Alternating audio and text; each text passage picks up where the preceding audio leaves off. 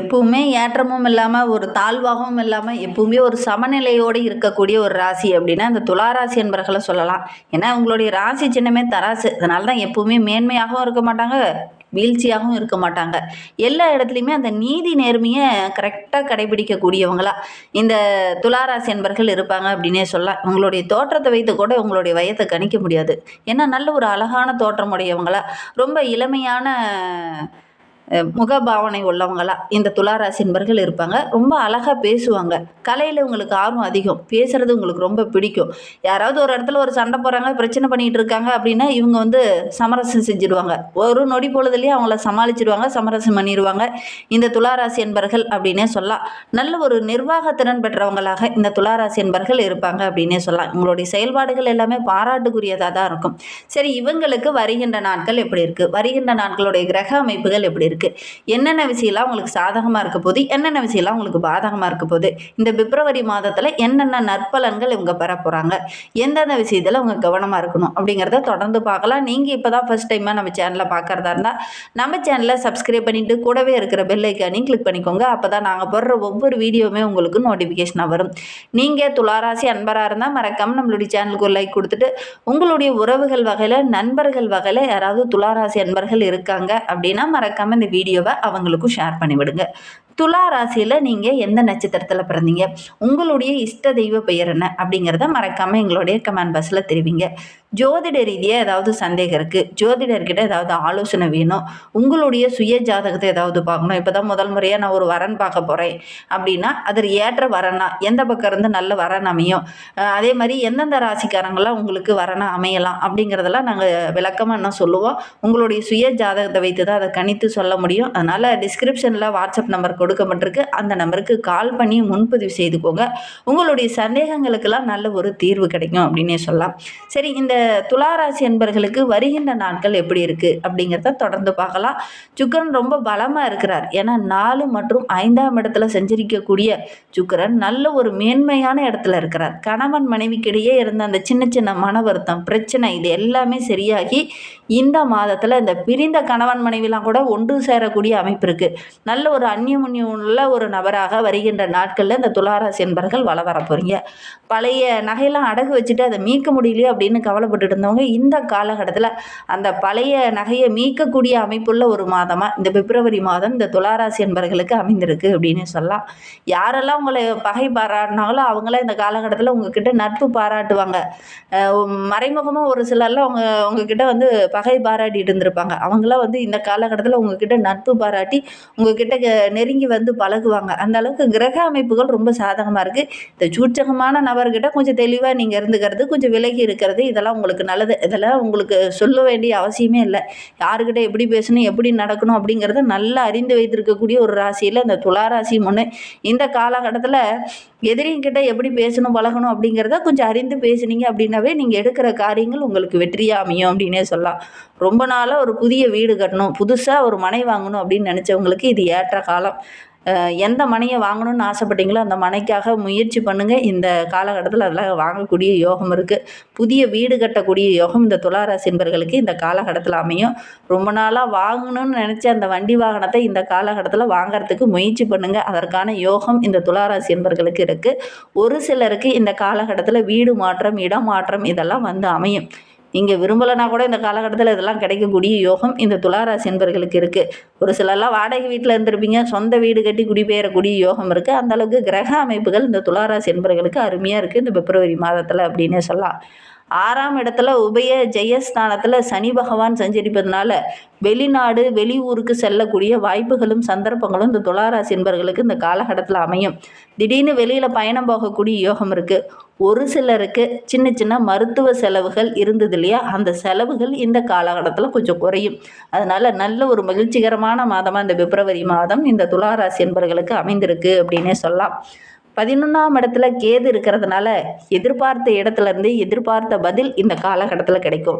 எதெல்லாம் மற்றவங்ககிட்ட இருந்து எதிர்பார்த்தீங்களோ அதெல்லாம் இந்த காலகட்டத்தில் கிடைக்கக்கூடிய யோகம் இருக்குது. ஒரு சிலர்லாம் பணத்துக்காக ஒரு சிலர்கிட்ட எதிர்பார்த்துருந்துருப்பீங்க, அதெல்லாம் அந்த காலகட்டத்தில் கிடைக்கும். அதே மாதிரி ஒரு சிலருக்கெல்லாம் புதிய ஆர்டர்களுக்காக வெயிட் பண்ணிட்டு இருந்திருப்பீங்க. உங்களுடைய நீண்ட நாள் ஆசை இந்த காலகட்டத்தில் நிறைவேறும், பூர்த்தியாகக்கூடிய யோகம் இருக்குது அப்படின்னே சொல்ல. ரொம்ப நாளாக வரன் தேடிட்டு அவங்களும் ஓகே சொல்லலை, ரொம்ப நாள் அந்த பதிலுக்காக வெயிட் பண்ணிட்டு இருந்தீங்க அப்படின்னா நல்ல ஒரு சாதகமான பதில் இந்த காலகட்டத்தில் இந்த துளாராசி என்பர்களுக்கு கிடைக்கக்கூடிய யோகம் இருக்குது.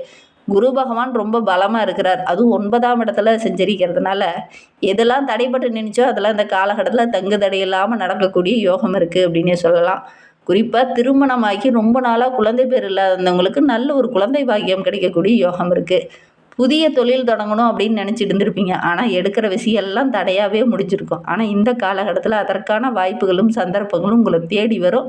கரெக்டாக வாய்ப்பை பயன்படுத்திக்கிட்டு ஒரு புதிய தொழில் தொடங்குனீங்க அப்படின்னா கண்டிப்பாக நல்ல ஒரு மகிழ்ச்சியை நீங்கள் எதிர்பார்க்கலாம் அப்படின்னே சொல்லலாம்.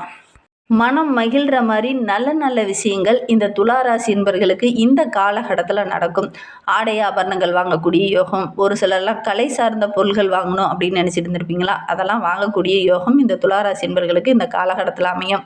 இந்த மாதம் முழுவதுமே 4ஆம் தேதி வரையிலும் பார்த்தீங்கன்னா புதன் உங்களுக்கு சாதகமாக இருக்கிறார். அதுவும் புதன் 4ஆம் இடத்துல பலமாக இருக்கிறார். அதனால் எல்லா இடத்துலையும் புத்திசாலித்தனமாக செயல்படுவீங்க. பிறகு மாத இறுதியில் 5ஆம் வீட்டுக்கு பலவீனமாக இருக்கிறார்.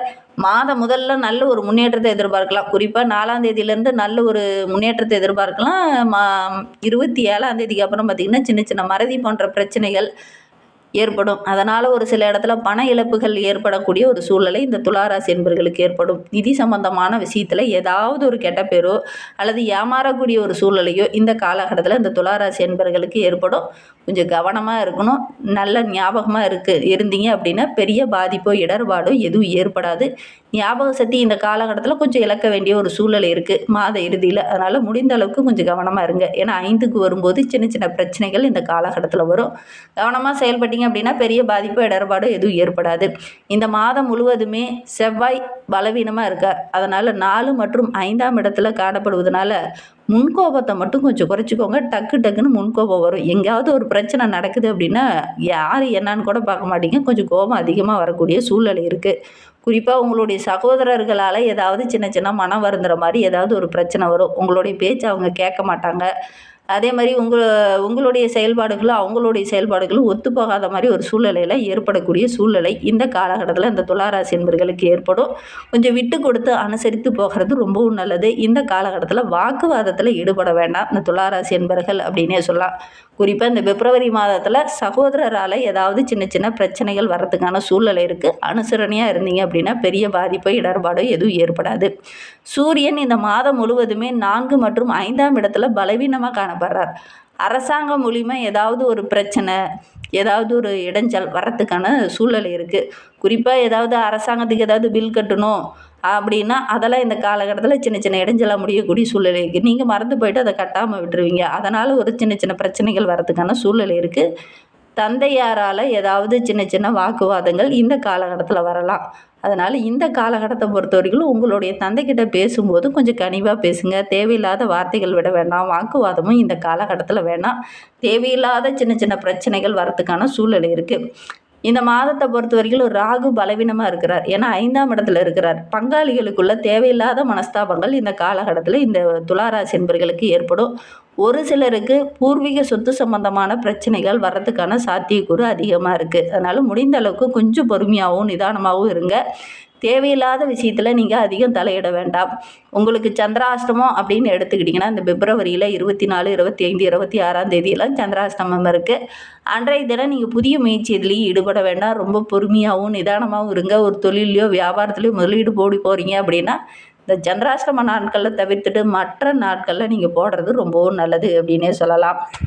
இன்னுமே உங்களுடைய வாழ்க்கை ரொம்ப சிறப்பாகவும் ரொம்ப மகிழ்ச்சிகரமாகவும் இருக்கணும் அப்படின்னு நினைக்கிற நம்மளுடைய துளாராசி என்பர்கள் இந்த பிப்ரவரி மாதத்தில் வரக்கூடிய அமாவாசை அல்லது பௌர்ணமி திதி அன்று குடும்பத்தோடு உங்களுடைய குலதெய்வ கோயிலுக்கு செல்வது ரொம்ப நல்லது. உங்களுடைய குலதெய்வம் ஒரு ஆண் தெய்வமாக இருக்குது அப்படின்னா அமாவாசை நாட்களில் போய் வழிபடுங்க. உங்களுடைய குலதெய்வம் ஒரு பெண் தெய்வமாக இருக்குது அப்படின்னா பௌர்ணமி நாட்களில் போய் வழிபடுங்க. கண்டிப்பாக நல்ல பலன் உங்களுக்கு கிடைக்கும். நல்லதே நடக்கும். நம்பிக்கையோடு செஞ்சு பாருங்கள். கண்டிப்பாக உங்களுடைய வாழ்க்கையில் அடுத்த லெவலுக்கு நீங்கள் போகக்கூடிய யோகம் இருக்குது. நம்பிக்கையோடு இதை செஞ்சு பாருங்கள். பொதுவாகவே அமாவாசை பௌர்ணமி நாட்களில் குலதெய்வத்தை வழிபடுறது ரொம்ப நல்லது இந்த துளாராசி என்பர்களுக்கு.